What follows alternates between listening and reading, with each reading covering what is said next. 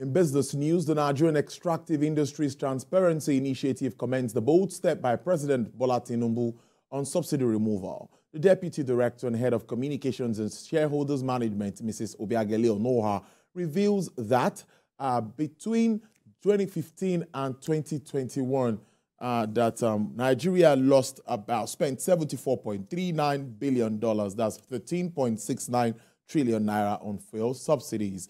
She added that this bold steps remains necessary to block leakages through subsidies and grow revenues and advance the ongoing reforms in the oil and gas and mining industries. Still on fuel subsidy, the Federal Competitions and Consumer Protection Commission says it will ensure that filling stations sell petroleum products in compliance with the law to prevent hardship on Nigerians. In a statement signed by the Executive Vice Chairman or Chief Executive Officer of the FCCPC, Mr. Babatunde Irukera, the Commission expresses concerns over Nigerians' difficulty in getting petrol at filling stations after President Bola Tinubu announced the government's plans to put an end to the subsidy regime. The Commission says, in collaboration with the Lagos State Consumer Protection Agency, the Nigerian Midstream and Downstream Petroleum Regulatory Authority, the Major Oil Marketers Association of Nigeria, they will all monitor compliance and prevent any form of exploitation. Following the policy shift instituted by the new administration in the country, Nigerian stocks surged at the swiftest pace as the main equities index rose by 5.2%, and the value of shares increased by over 1.5 trillion naira. Transaction volume increased by 133% and turnover doubled. NGX 30 index that measures the top 30 companies on the Nigerian exchange in terms of liquidity and market capitalization expanded by 5.6%, sharpest growth rate since November 2020. Analysts say the rise was due to positive sentiments that followed new policy directions by the new administration in the country. However, investors want President Bola Tinubu to tread cautiously over economic reforms, particularly for subsidy removal and unifying multiple exchange rates. Latest research conducted by Standard Chartered reveals that Nigeria's exports will hit $127 billion by 2030. The country is expected to see a much faster than average yearly growth rate of 9.5%, with agriculture and food production taking the lead at 10.1% yearly. The report also reveals that global trade, which reaches $32.6 trillion by 2030, will grow at a rate of 5%. Nigeria's trade growth will double the global trend, with the country's export to global trade ratio amounting to 4%. The report also shows that trade corridors in Africa, Asia, and the Middle East will outpace global trade growth by 4 percentage points, driving combined trade volume in these regions to $14.4 trillion, 44% of global trade in 7 years. The report places Nigeria as a country to watch in global trade trends in the decade. President Bola Tinubu says his government will increase electricity supply and make it affordable while decentralizing the generation across the board. On our flagship business show, Business Nigeria, we spoke to the Director General of the Manufacturers Association of Nigeria, Mr. Segun Ajayi Kadri, who bared his mind on some major economic issues raised by the president and its implications for the manufacturing sector. Power is essential to manufacturing.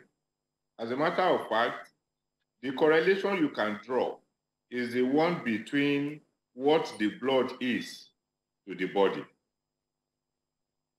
Power, in terms of our cost structure, constitutes anywhere between 35% to 42% of our cost structure, depending on how power intensive your manufacturing operation is.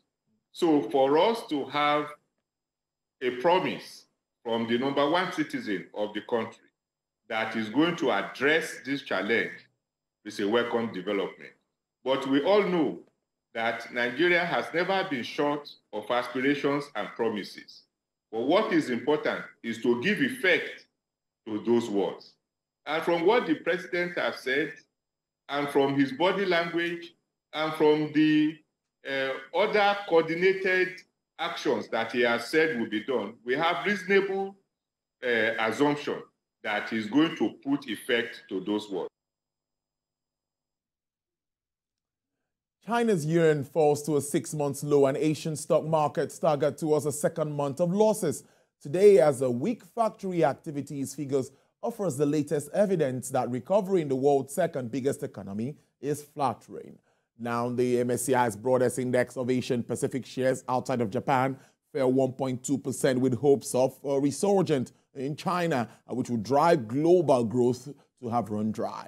Hong Kong stocks are down 20% from a peak in January. Hosiean stocks are airing their worst days since March and a monthly drop of 2.7%. A tourism-led rally for Thailand's Bharat and stock index has also failed to arrive. In China, blue chip stocks dropped 1%. Hong Kong Hang Seng fell 2.5% to put the index more than 20% beneath a January peak torched when hopes of a reopening rally were high. Even stocks in Asia's brightest market, Japan, took a step down towards today, where the benchmark Nikkei down 1.6%. Despite Beijing scrapping most of its pandemic restrictions that ends its 3-year-long zero-COVID policy, factory activities in China slumped to its weakest level.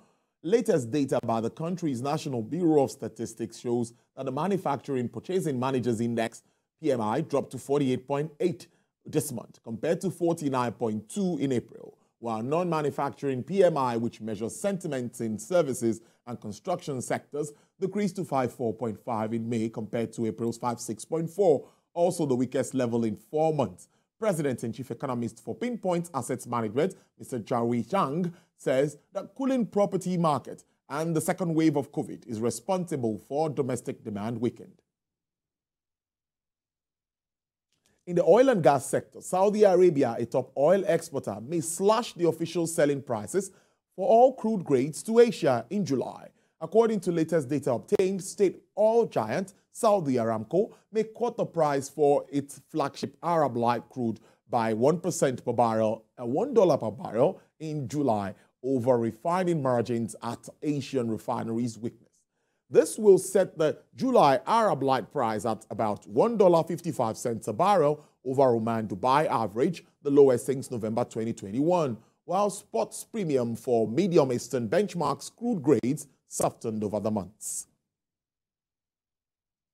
Well, crude oil prices steadied today after slumping a day earlier ahead of an expected vote by politicians in Washington to lift the $31.4 trillion U.S. debt ceiling and an upcoming OPEC Plus meeting. U.S. West Texas Intermediate crude rose to sell at $69.61 per barrel with an upward price margin of 0.22%. Brent also experienced an uptick of 0.08% to sell at $73.60. Bonnie Light also recorded a downward price review of 3.01% to sell at $73.79. And for the OPEC basket, crude oil dealers are offering $76.88 with a price decline of 0.08%.